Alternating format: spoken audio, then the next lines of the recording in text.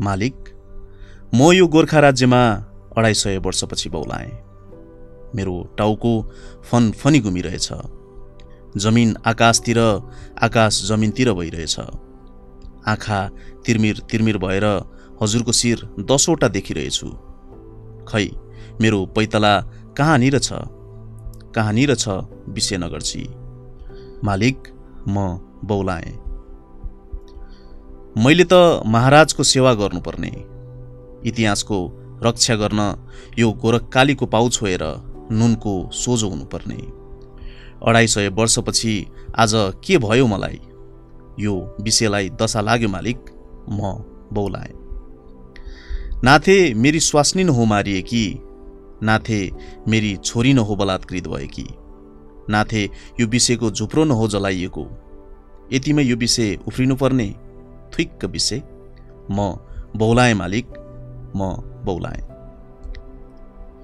मेरो हात भाँचियो।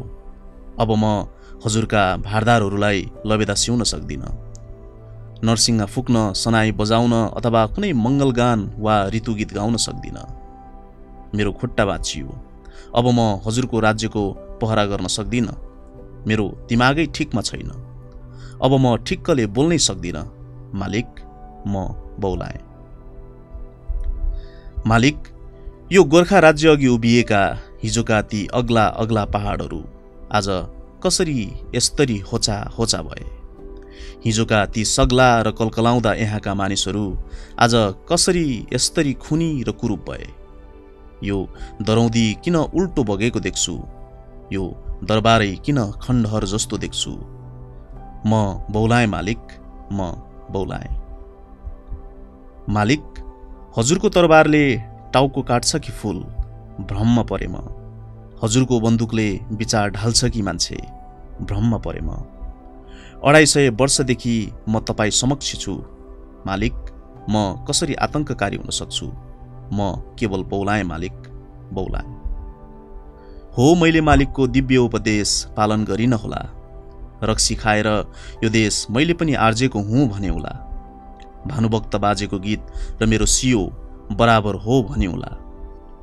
मैले सिएका सुकिला लुगा ओढेकाहरूलाई मेरो नाङ्गो आङ देखाएँ होला। बौलाएपछि मैले मेरै भगवानलाई पनि गाली गरे हुँला। मालिक, मान्छे बौलाएपछि आफैसित पनि न्यु खोज्दो रहेछ। 250 वर्षदेखि मैले तुनेका थाङ्नामा हुर्केका मेरा दरसन्तानहरू कहाँ कहाँ पुगे मैले खोज्न चाहे होला। मेरा औँलामा खोपिएका छ्यान्द्रा र बगेका रगतहरूले मलाई उक्साएर तरबारले आर्जेको मुलुकभन्दा मैले धागोले उनेको मुलुक विशाल ठाने होला। मालिक, यस माटोको इतिहाससँगै म हजुरको राष्ट्रमा छु। म कसरी अराष्ट्रिय हुन सक्छु? म साँच्चै बौलाएँ मालिक, साँच्चै बौलाएँ। मेरो टाउको फनफनी घुमिरहेछ। जमिन आकाशतिर, आकाश जमिनतिर भइरहेछ। आँखा तिर्मिर तिर्मिर भएर हजुरको शिर 10वटा देखिरहेछु। खोइ मेरो पैतला कहाँनिर छ?